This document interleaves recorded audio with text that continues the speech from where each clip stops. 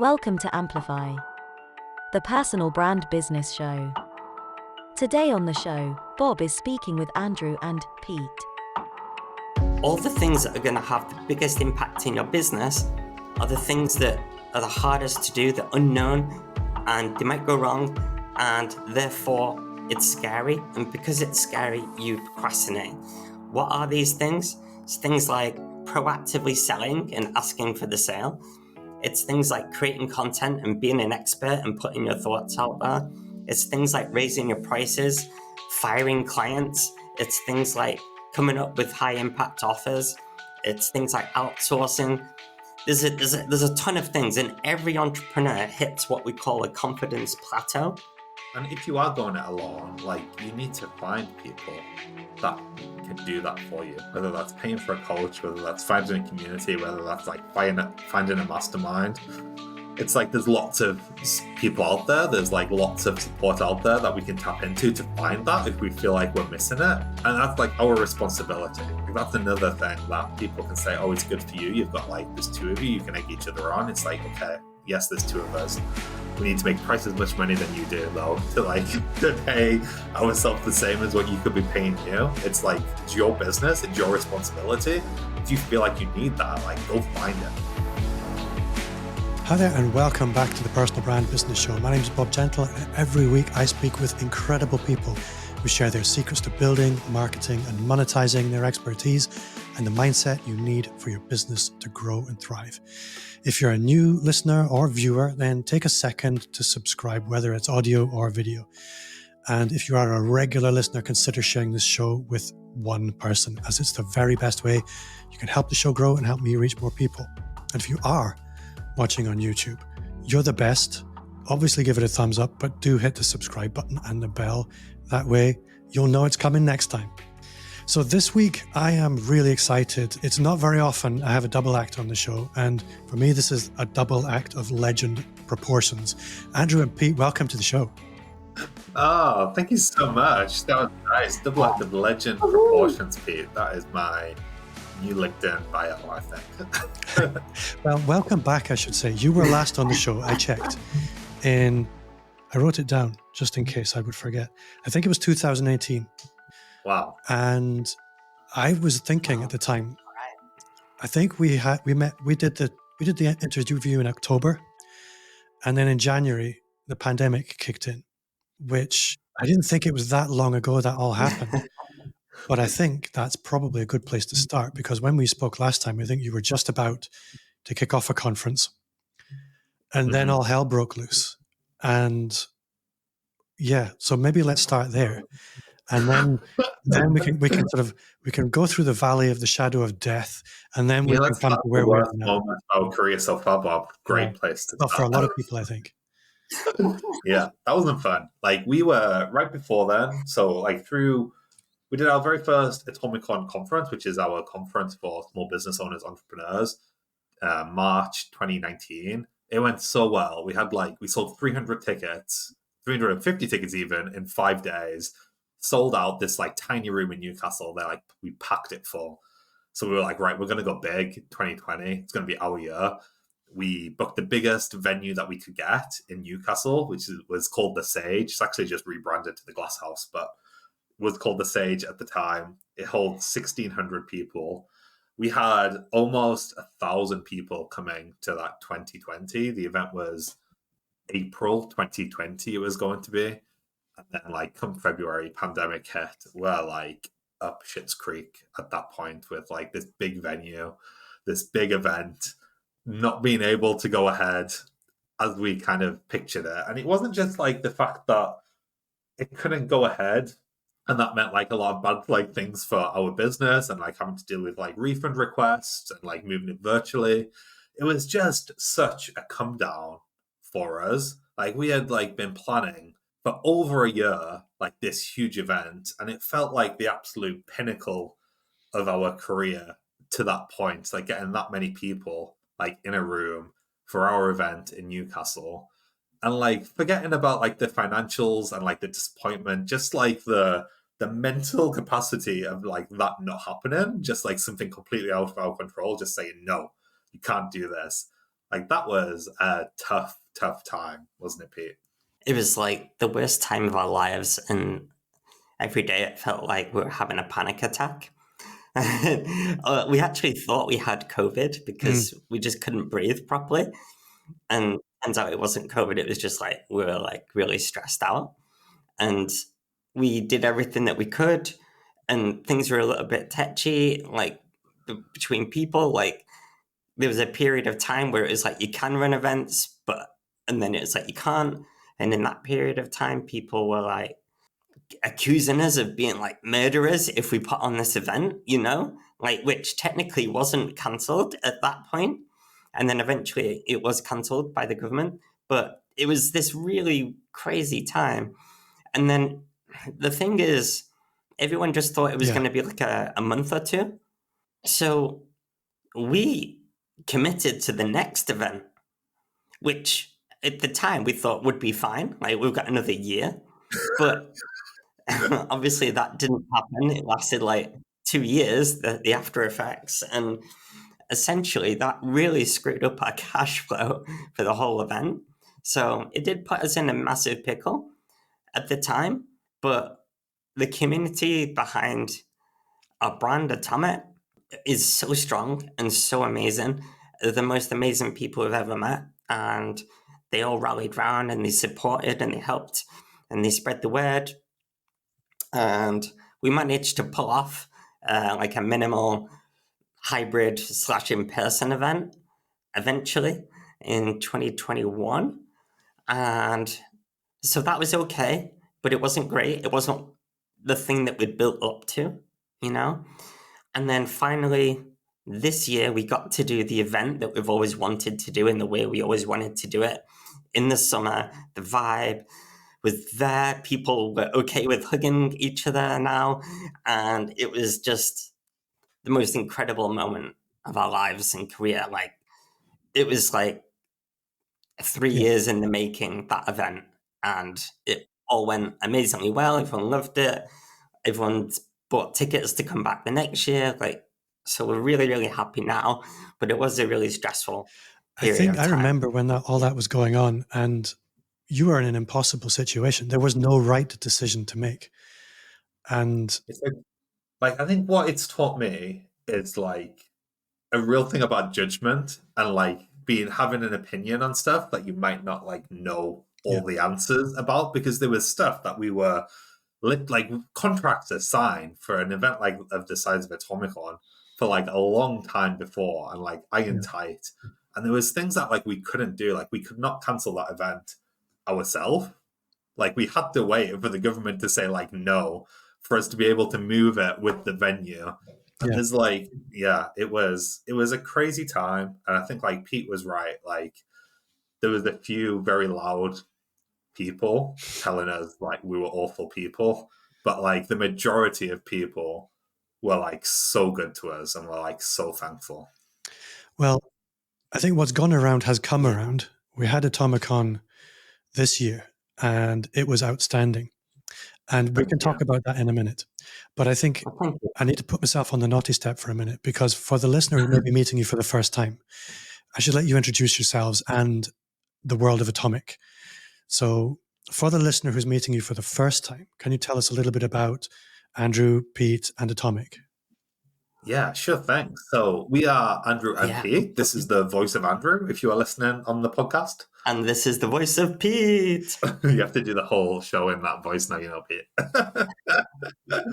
We set up business when we were 21. We were fresh out of uni. That was in 2011. And originally it was like a marketing agency. Over the years, like as businesses do, they grow, they evolve. We launched the Atomic Community in 2014, and that was a place for small business owners that are ambitious, that want to grow fast. It was a place for them to come together, for them to network, for them to connect, for us to teach them like how to grow a business faster. Not essentially about how to work harder, how to work braver, how to work bolder, how to do more fun stuff, and I add more joy to your work. From that Atomic Community, lots of different great things have happened for us. For example, our conference, Atomicon, It's one of the UK's biggest conferences for small business owners, for entrepreneurs. We have a lot of fun there. It's like we're very experience driven. Like we want to create not just like content and trainings, but we want to like give people a good time. We've always felt like if people are enjoying themselves, they are way more engaged, they're way more kind of switched on. So that's kind of been our style since very, very beginning. Did I miss anything, Pete? Anything important? Any important details along the way? No, that's a good overview. Yeah. Let's talk about Atomicon. I think you said one of the best in the UK. From my perspective, it's the only one in Europe. No. It honestly, you created a vibe in that event. The vibe is everything at an event like this, because you need to create a space for relationships.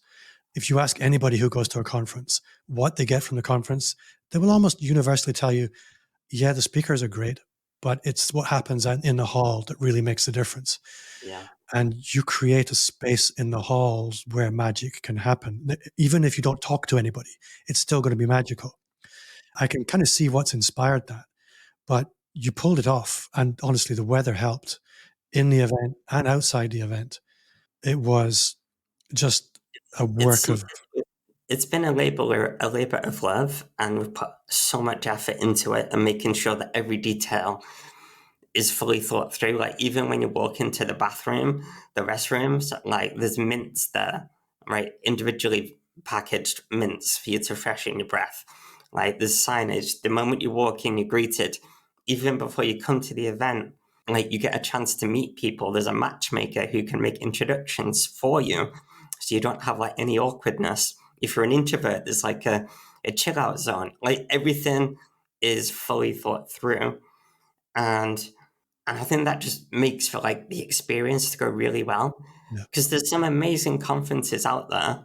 And then there's also a lot of conferences that just don't think about those things.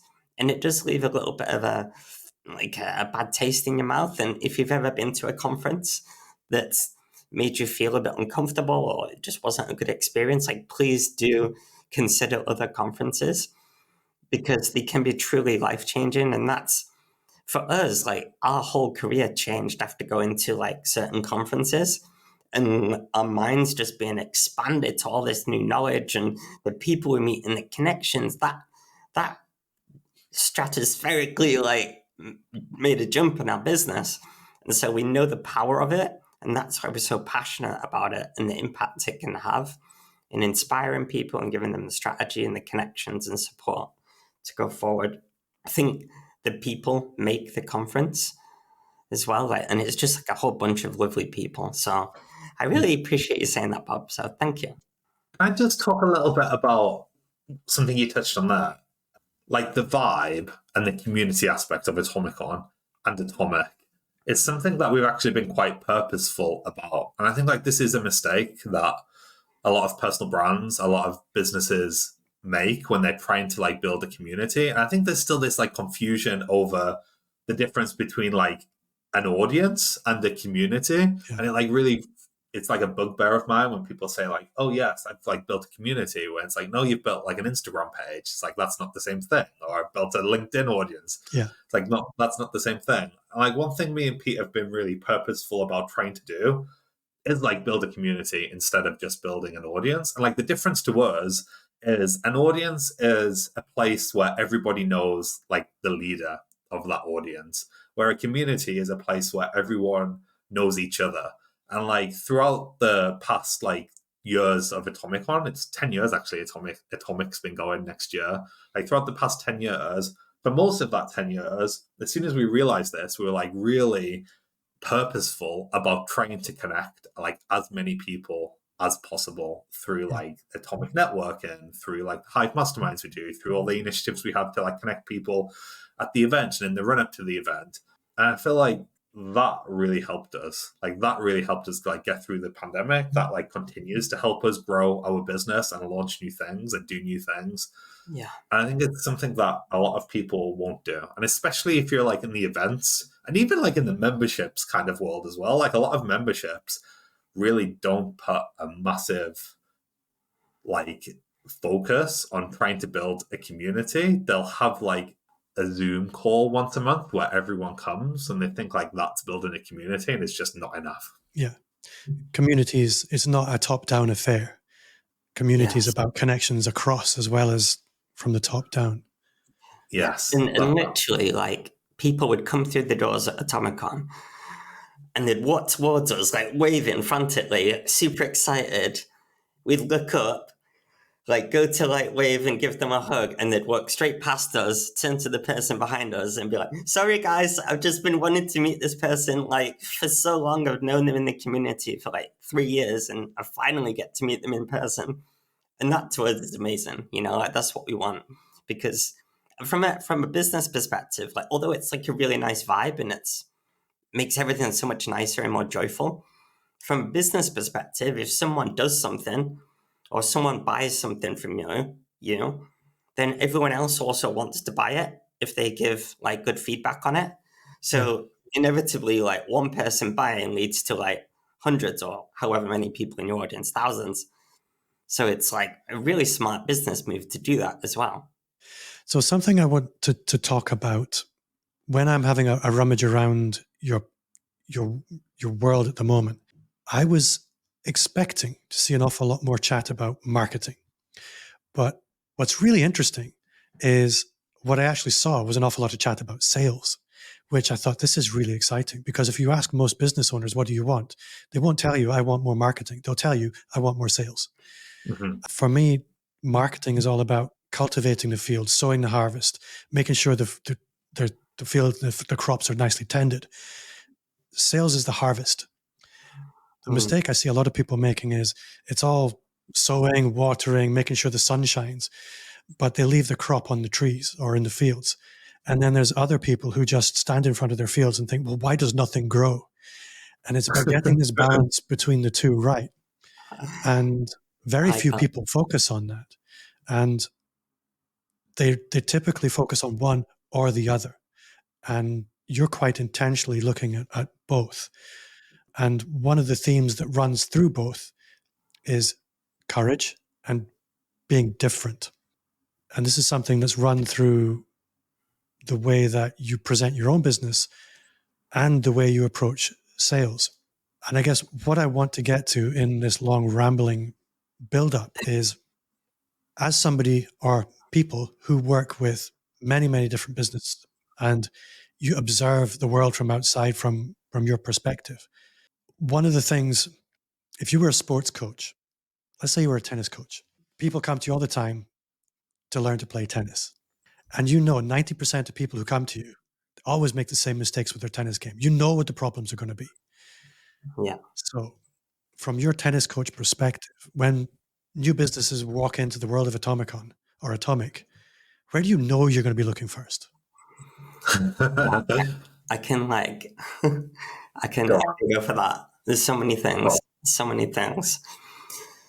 One like major principle at the moment is all around confidence and working braver. So you'll have all heard of the phrase "work smarter, not harder or longer," and that's a really, really nice sentiment. But practically, it's very hard to just initiate, because you can't just suddenly be smarter all of a sudden. So what we say is you need to work braver, not necessarily smarter or harder, because all the things that are going to have the biggest impact in your business are the things that are the hardest to do, the unknown, and they might go wrong, and therefore it's scary. And because it's scary, you procrastinate. What are these things? It's things like proactively selling and asking for the sale. It's things like creating content and being an expert and putting your thoughts out there. It's things like raising your prices, firing clients. It's things like coming up with high impact offers. It's things like outsourcing. There's a ton of things, and every entrepreneur hits what we call a confidence plateau. Every entrepreneur. And the best entrepreneurs, the quickest growing entrepreneurs, are the ones that can overcome that, be aware of it and overcome it every single time they hit the next plateau. And if they don't, they're just going to be held back. It's like a chain around their ankle, and they're never going to be able to like get to that next level. Now, all these big scary things are just, if you zoom in, it's just a whole bunch of tiny little steps that are easily done, and they're very capable of doing it. but they see it often as one big giant leap, and it's not that. So it looks scary, but it's not. So we help people break down that. The thing that, like, if we were to come up with like a game plan for people, there's like 9 key areas basically. This is all in our Become Atomic program that we have. Essentially, it starts with motivation, like, why are you doing this? And sometimes we see people that don't have enough skin in the game because they don't need to make money, so they won't. And you're immediately going to like not make money. One thing that really surprises us is that a lot of people don't expect to make money or actively don't want to. If you do a survey of your audience, Bob, who wants to be a millionaire and expects to be a millionaire, like, there's going to be 70% of them that say no, which is really surprising because making more money means you can do more good in the world, right? It's not a bad thing to have more money, and it's possible. Okay, so why not? Then you've got things like scalability, like the offers just aren't, you don't have enough capacity to grow and make more money. So like, you're not going to. The positioning isn't right, how they talk about themselves. The pricing is way off. Like, most people charge too little, which means they have to work all the time on low level paying stuff, which means that they don't have enough time for business development and content and sales, which means they don't generate demand. If they don't generate demand, they're not going to have the confidence to charge higher prices. It works in a really negative cycle. Things like growing your audience and creating content, people don't prioritize. It should be a non-negotiable. Have you ever noticed that pretty much all of the successful people that you follow like create content, and that's how they grow? There's certain business models that don't require it, sure, but for the majority, it's about growing your audience. That increases your demand, therefore you can sell more and at a higher price and make more money. Hi, it's Bob here. If you're listening to this show and thinking, this is way out of reach for me, I get it, but I want you to stop. Working with me one-to-one or in a group on your business is accessible and affordable, no matter what stage your business is at. Just open your email, draft a message to bob@amplifyme.agency, or search for @BobGentle on any social media platform. Direct message me, tell me your story, and I'll do my very best to help make sure that the next chapter is the best yet.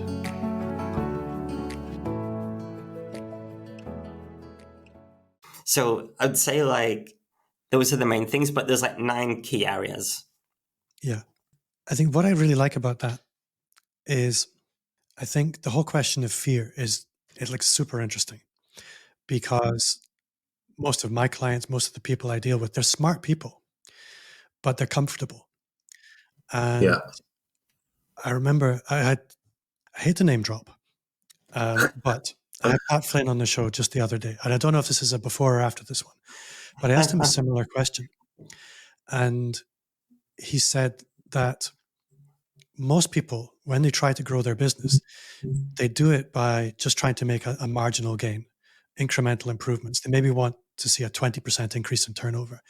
But the problem with that attitude is, when you try and do that, you do it by fiddling with what you've already got. When if you were to look at, well, how could I make it 100% better?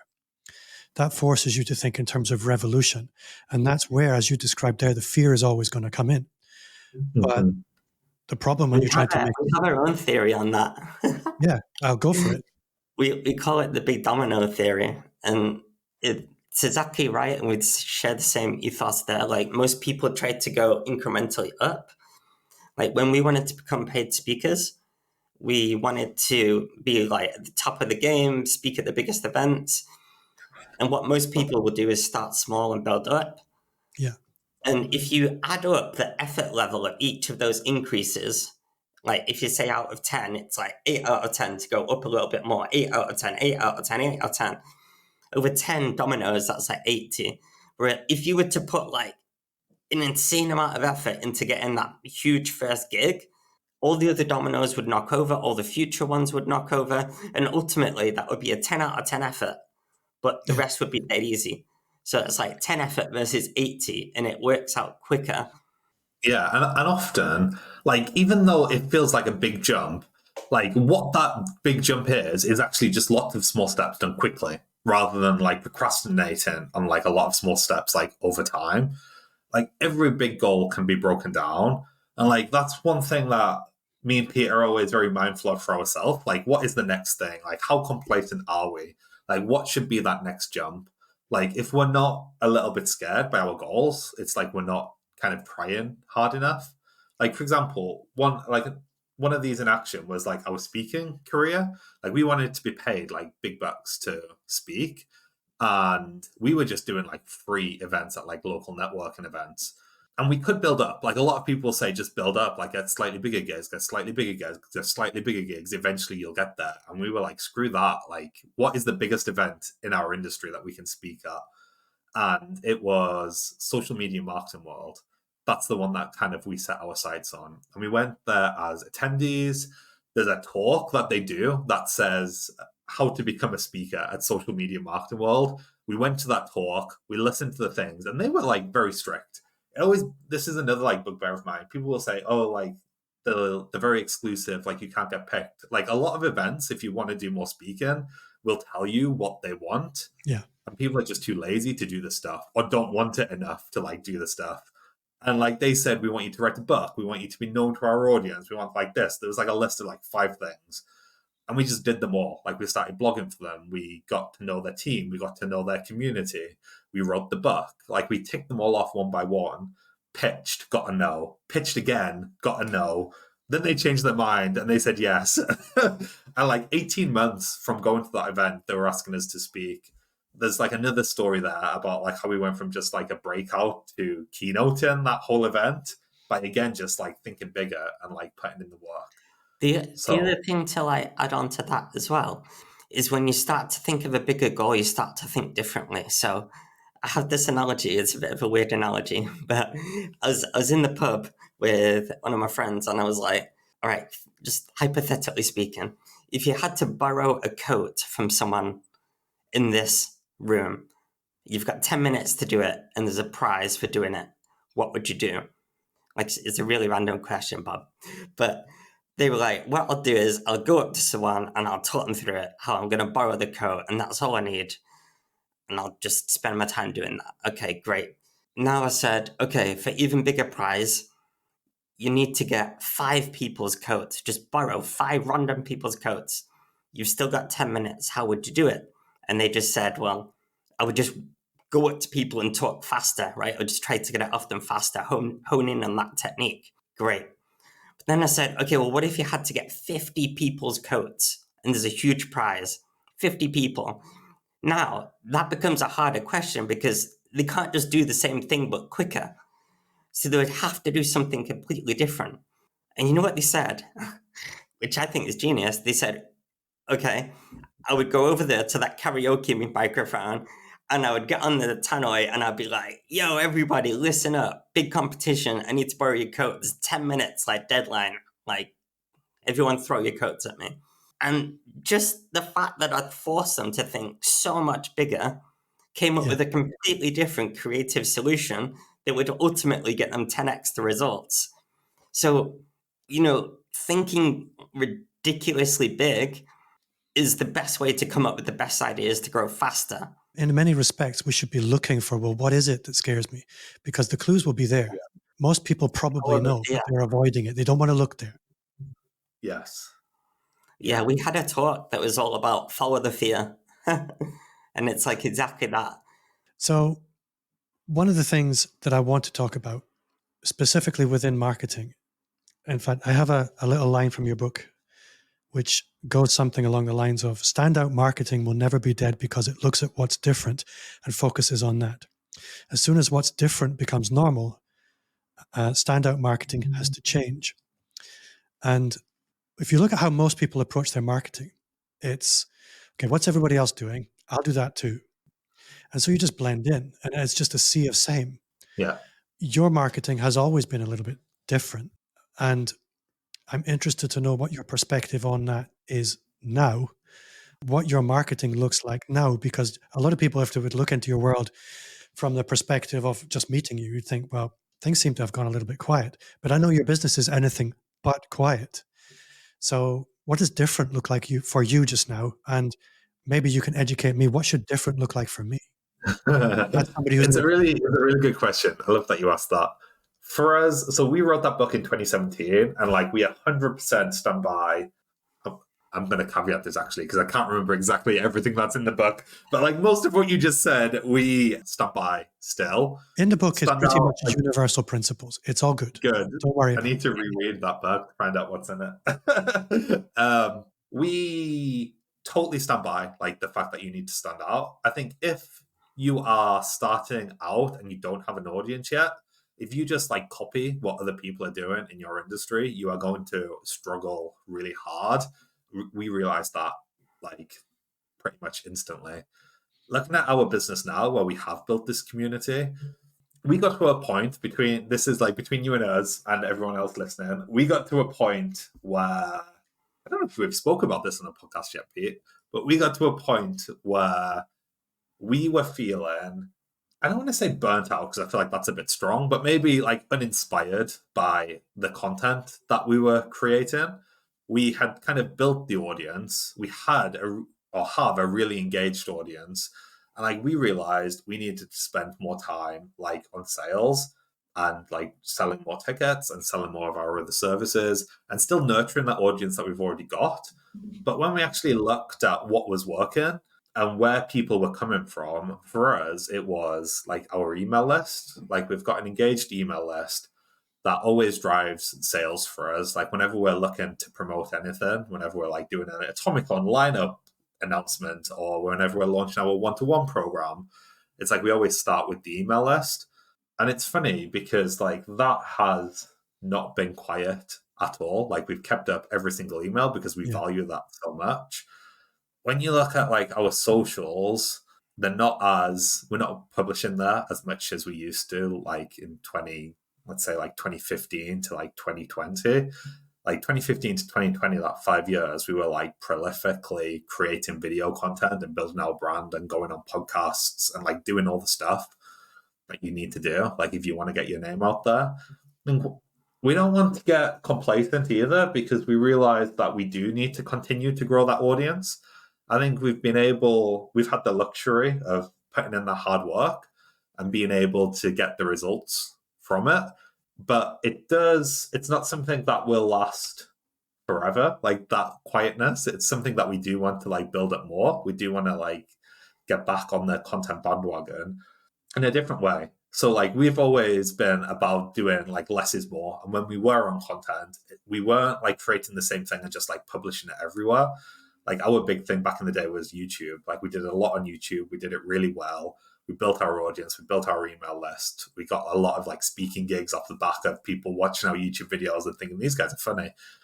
And I think we've struggled over the past few years of working out like what that platform is for us personally. We got a little bit bored of the YouTube algorithm and like having to create like very search friendly videos, like how to create a lead magnet on MailChimp.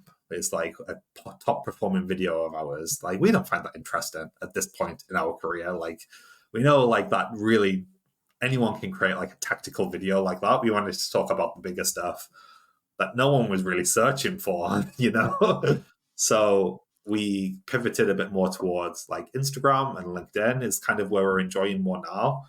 But we're thinking like at the moment, at the time of this recording, we're currently thinking like, what does our public content look like? And how do we stand out in that market that's currently out there as well? I think, like you said, you don't have to be prolific with content at the moment because you have your own audience. You've earned them. Yeah. The funny thing is, just to jump in there, it's like we've done less content than we've ever created in the last couple of years, but we've made like loads more money. Because where we've actually spent our time is on figuring out the sales processes for everything and spending time doing that. And we do sales in a very unique way. It's very proactive, but it's value driven. It's nice. It's not sleazy or anything like that. And perfecting that has just been a complete game changer. And it's made us realize, for us personally, how much more money we can make when you spend more time on sales, which is obvious. Yeah. However, it also makes it glaringly obvious to us when we're working with our clients and members and when we're talking to people, how little time people actually spend on sales, like proactively selling. It's actually crazy as a percentage of people's week. Like if you ask, like we did a little survey at an event, we were like, how many people here have time blocked in your diary for sales, like actually proactive sales, not just marketing, but sales. And I would say maybe like 20 out of 200 people put their hand up. And then I asked like, maybe it was more, maybe it was like 50. But then I asked, how many people in that time actually have it broken down into what you're doing in that time, as opposed to just a block of time that says sales. But when it comes to that time, you actually just don't really do anything. You procrastinate and then say, I'll do that next week. Yeah. And like, then the hands went down to like 5 people. And they were the most, according to the organizer after, she was like, those 5 people with the hands up, they're probably the 5 people that I see doing the best. I think it's something I experience all the time, that people look to marketing because sales is uncomfortable. They don't know how to move from stranger to conversation and from conversation into sales conversation. And yes. It's a universal thing, and people look to marketing as a way to escape having to do that. But if I just market enough, people will come and ask for my services. Yeah, and it's like sold said, to as a that's not dream what as drives well. success. It's sold to as a dream. Like, you hear all these marketing gurus like do all this content marketing and even build the sales funnels and build the lead magnets and build a better website and business will just come to you. And it does not work like that. Like, I haven't met a single person where like that all just works perfectly smooth. It works, but you have to add in more proactivity to make things happen all the time. Especially if you're selling one-to-one. Like, if you're selling one-to-one, people are not finding your website and looking at it and like booking the call. Not booking the call, like paying, like they're on the website for those one-to-one servers. In most of the times, yes, you're going to get some outliers that will do that. Like, most people have got a million questions that they want to ask first. And we need to be finding out in our audience, who are the people with the questions? How are we answering those questions? How are we being proactive and then getting them to ask us the questions so we can actually have like a sale? If it's something that's more like one-to-many, whether it's like a membership, course, or an event, it's like takes so much effort to sell those, like way more than what people think. Like the amount of effort we put into our Atomicon launch and making sure like all the copy is right, getting all the assets ready in time, like all the assets we give other people to share. I think it would surprise most people, like the amount of effort like us and our team like put into like getting that launch done well. And another event organizer once said to me, like, you're so lucky that you've got like a community. And I thought to myself when they said that to me, like, yes, we are lucky. Although I didn't like the word lucky because like that was hard work to build. But also like people think that's what it takes. Like, you've got a community, you've got an audience. When you post about stuff, like one tweet is all it takes. Yeah. Or 1x, whatever we're calling it these days, is all it takes. And it's like, it's so not true. It's like you need to put in a ton of effort to convince people to buy stuff. I think luck is generally the result of hard work. Yes. One thing I'm curious about, when I look at how you approach your business and your emphasis on following fear, because there are 2 of you, I wonder if that's perhaps been one of the secret powers there, that you hold each other accountable and challenge each other. Definitely. Absolutely. How real is that on a day-to-day basis? Oh, like every day, every single day. Like even right before this, like I text Pete today. Which one was it that wanted to cancel? I was like, honestly, it'll be fun. We like Bob. Bob's good. Like every day, like most days, one of us will have a wobble and the other person needs to like egg them on. Like, most And guys. it can And I be think, like extreme or small, like, hey, do you really think we can do that? Like, do you really think we can charge that much? Like, do you think people will pay that much for that? Or do you think we'll get enough people to this? Or, hey, do you think that person will say yes? Like, it can be small, but it can also be like huge, going back to the goals from earlier. yeah. And if you are going it alone, like you need to find people that can do that for you, whether that's paying for a coach, whether that's finding a community, whether that's like finding a mastermind. It's like there's lots of people out there. There's like lots of support out there that we can tap into to find that if we feel like we're missing it. And that's like our responsibility. Like that's another thing that people can say, oh, it's good for you. You've got like, there's two of you, you can egg each other on. It's like, okay, yes, there's two of us. We need to make twice as much money than you do, though, to pay ourselves the same as what you could be paying you. It's like, it's your business, it's your responsibility. If you feel like you need that, like go find it. Yeah. Like in our accelerator program, we also have an accelerator program, by the way, where you can work with us like one-to-one. And essentially in that, I would say it's, depending on the person, it's like a 50-50 balance of here's the strategy, like here's what you need to do. And also the other 50%, no, really, you can do that. You are good enough.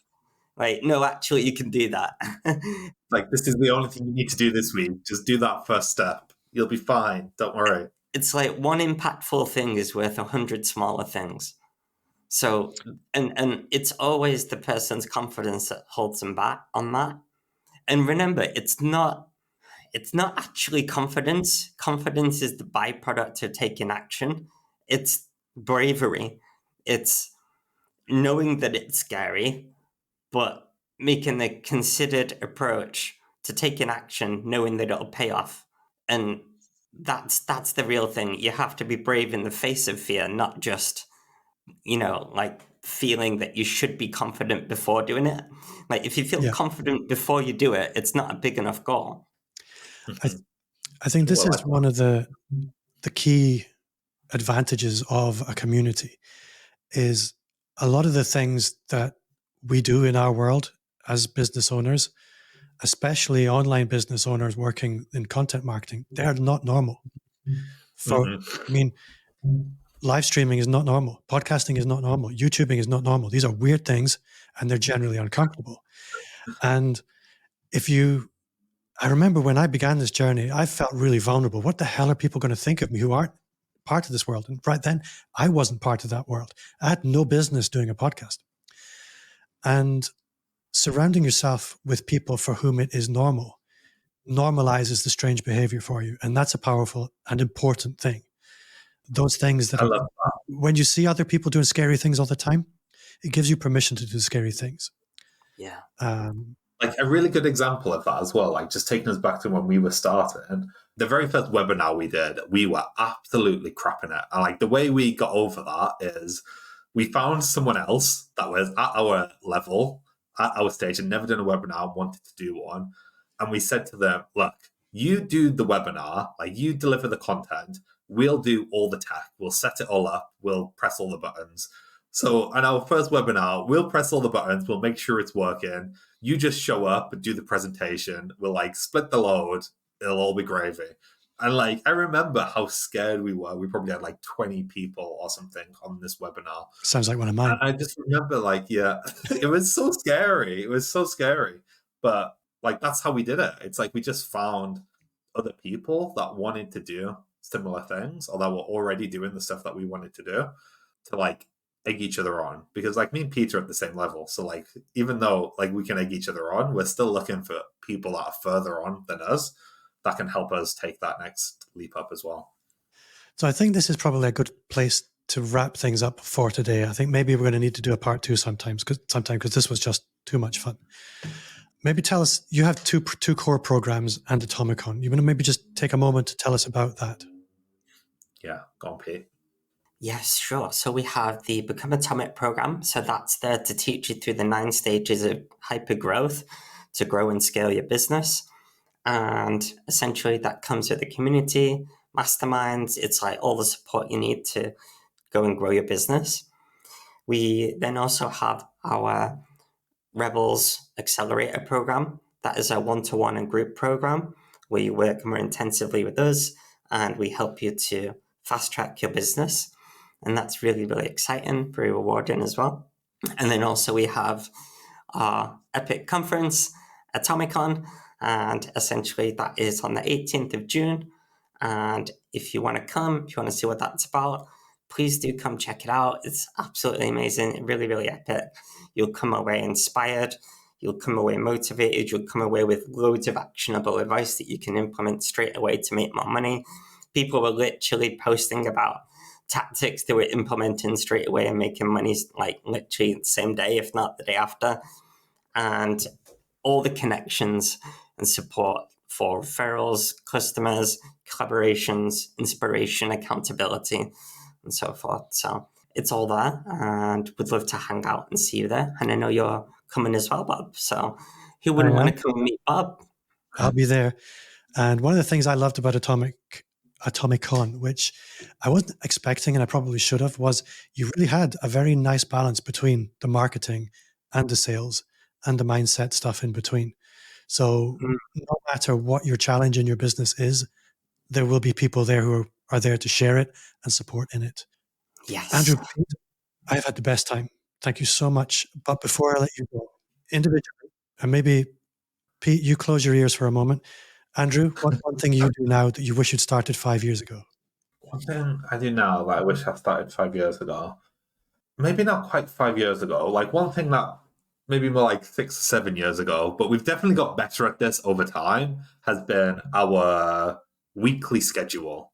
So like the weekly schedule for us is what we think is the most impactful thing that we do. A lot of people will talk about like daily schedules and like daily things, and you need to do all of this stuff.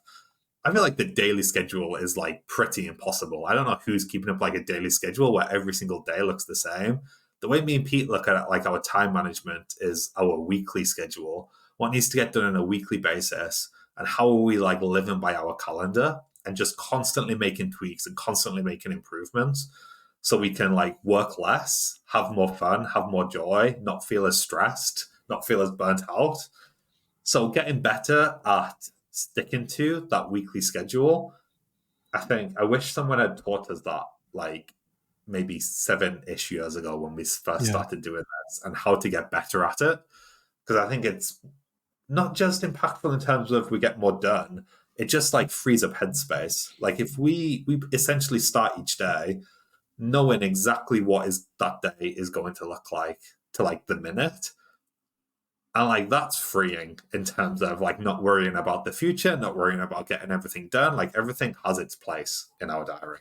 I think including this podcast. Yeah, what I like about that, and my philosophy around time management is very similar, that when you schedule out your week, you can create space for the important and not just the urgent.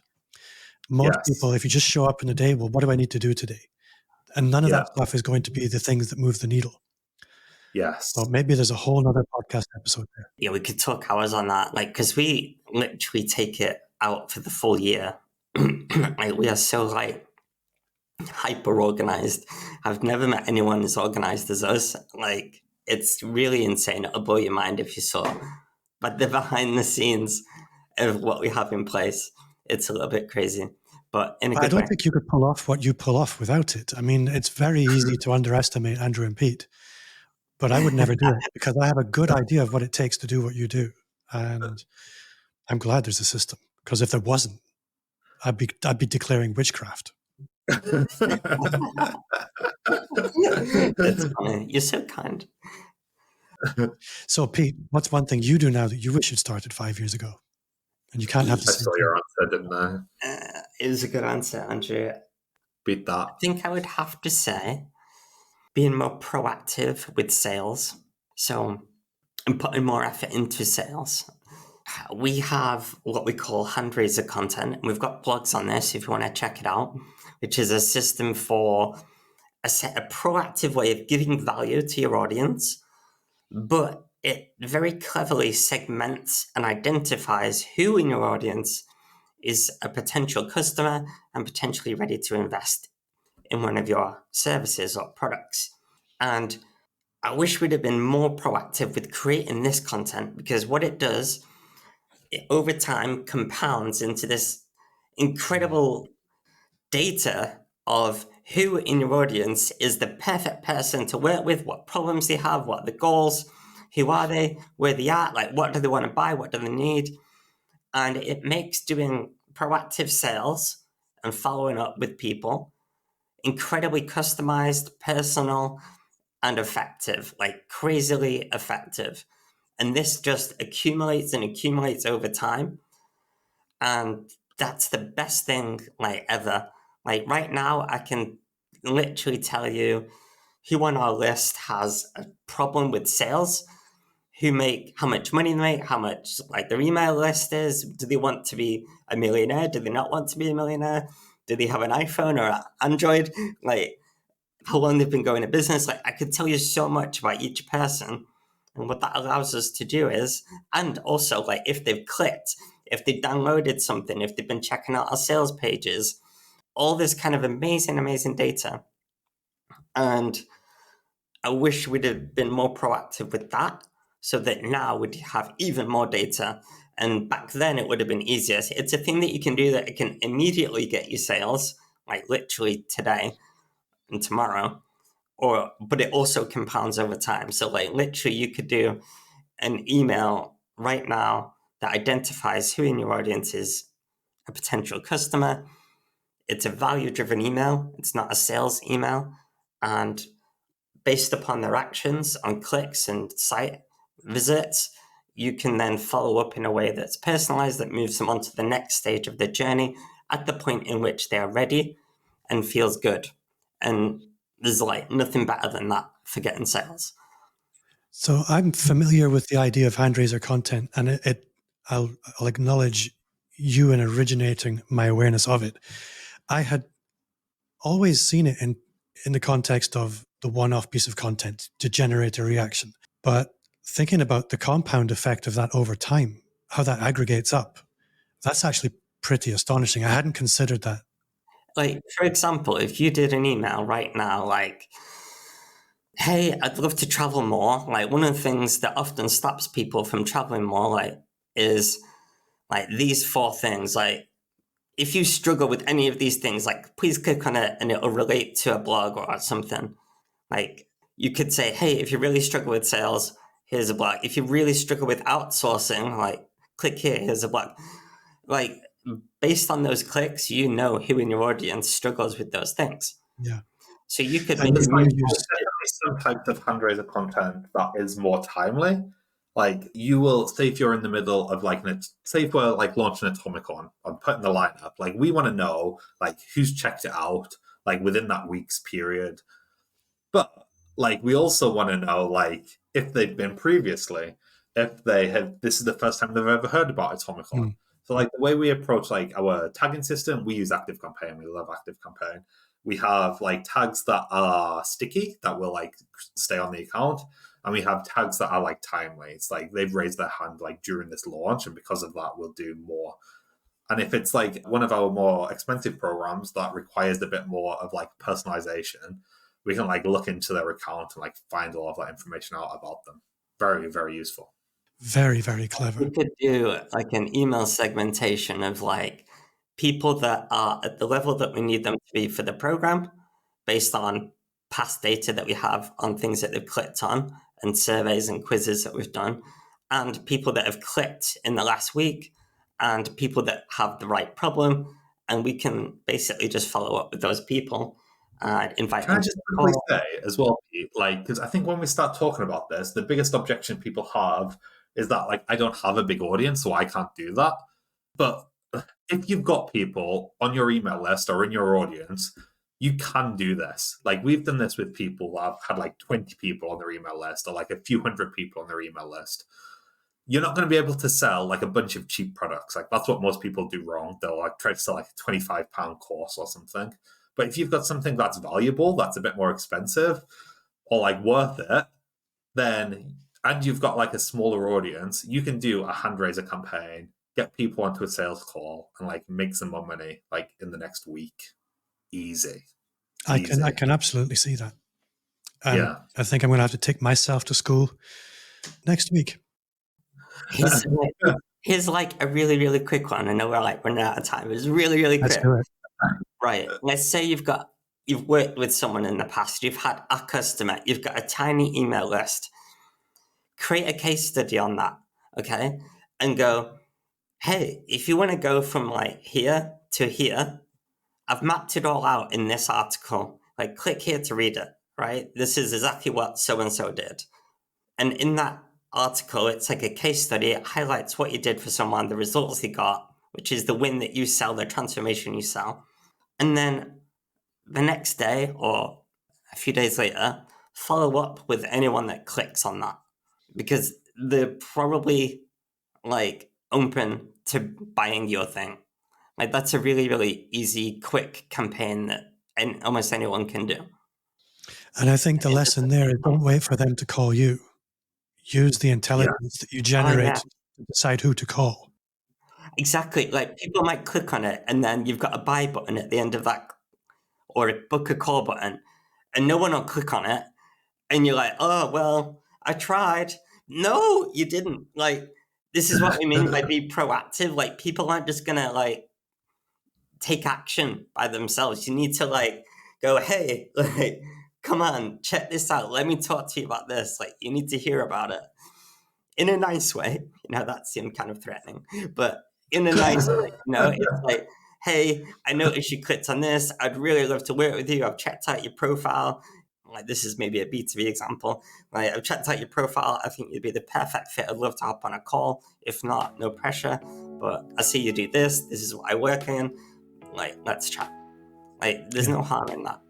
Andrew, Pete, you have been awesome. You've been very generous with your time and your knowledge, and I'm so grateful. For you at home listening or watching, that does bring us to the end of another episode. Thank you for listening. And if you did enjoy this episode, then I would love you to leave a 5-star review. That's 5, not 4 or 3, wherever you listen to podcasts. If you're on YouTube, that requires a thumbs up, and comments are awesome. And don't forget to subscribe before you go off for dinner. Thank you so much for having us, Bob. That's been such a pleasure. And thank you everyone for listening. The pleasure's all mine. Look forward to seeing you in the summer. Woohoo. Yes. See you at Tamacon.